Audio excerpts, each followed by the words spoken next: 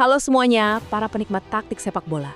Hari ini kita bakal langsung ngebedah salah satu pertandingan pembuka paling gila dan dramatis yang pernah kita tonton.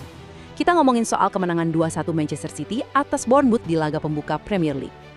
Kalau kalian suka analisis taktik yang mendalam, wah, kalian ada di tempat yang pas banget.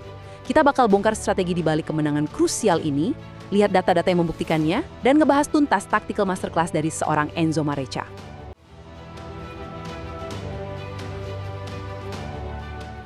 Oke, mari kita bedah ini ya. Pertanyaan terbesarnya sekarang, apakah era baru Manchester City di bawah Enzo Maresca ini hampir aja dimulai dengan sebuah bencana total? Coba bayangin situasinya. Maresca yang baru banget duduk di kursi panas Etihad, melihat timnya cuma berjarak hitungan menit dari kekalahan mengejutkan di kandang sendiri. Musuhnya, Bournemouth asuhan Marco Rose. Tim yang datang bawa rekor super ngeri, nggak terkalahkan dalam 18 pertandingan Premier League terakhir mereka. Tekanannya benar-benar kerasa. Dan sejujurnya di sebagian besar jalannya laga, City kelihatan bakal beneran terpeleset.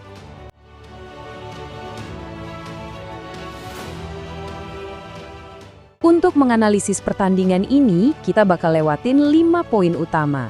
Mulai dari kejutan di babak pertama, kebuntuan taktik City, masuknya Cherki sang game changer, bukti dominasi lewat statistik, sampai urusan mentalitas juara.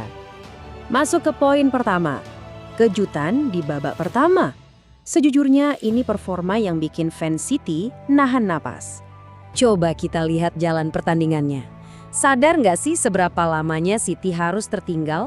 Di menit ke-26, publik tuan rumah langsung syok waktu Marcus Tavernier nyamber umpan silang mematikan dari Evan Nilsson dan boom, sukses naklukin Gianluigi Donnarumma. Sejak momen itu City benar-benar tertekan dan gagal nemuin ritme main mereka. Semuanya kelihatan suram, mentok, sampai akhirnya kita sampai di titik balik krusial pada menit ke-63. Nah, poin kedua, kebuntuan taktik. Apa sih yang sebenarnya salah di awal laga? Kenapa serangan bertabur bintang mereka tiba-tiba jadi tumpul banget?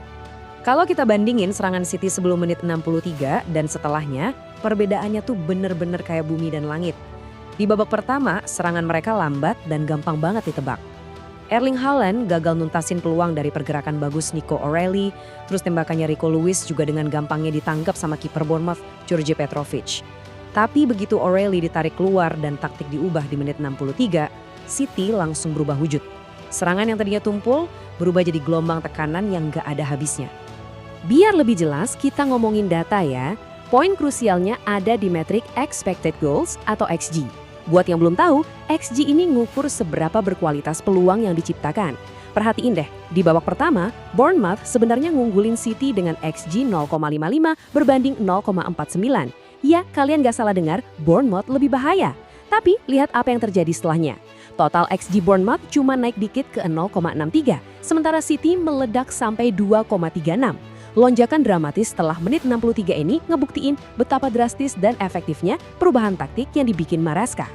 Terus, siapa dalang di balik ledakan statistik tadi? Poin ketiga, Cherki sang pengubah keadaan. 12. Ini bukan sekedar nomor acak ya. Angka 12 ini adalah representasi dari dominasi absolut seorang Ryan Cherki dalam hal kreativitas. Sejak awal musim 2025-2026, Cherki udah nyetak 12 kali assist open play di Premier League. Itu lebih banyak dari pemain manapun di liga. Waktu dia nginjekin kaki ke lapangan, dia langsung bawa visi bermain yang dari tadi dicari-cari tapi nggak ditemuin sama City di babak pertama.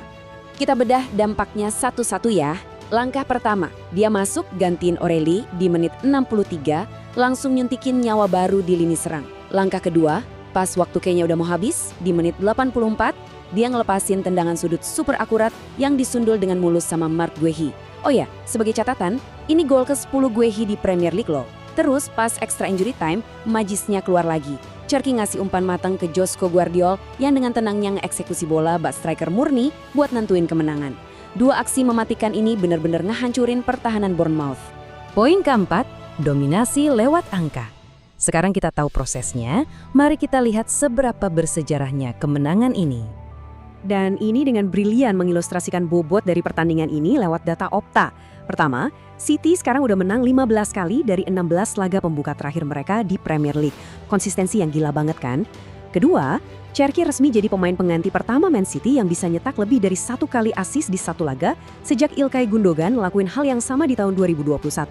Terus yang terakhir, rekor 18 laga nggak terkalahkan Bournemouth resmi putus.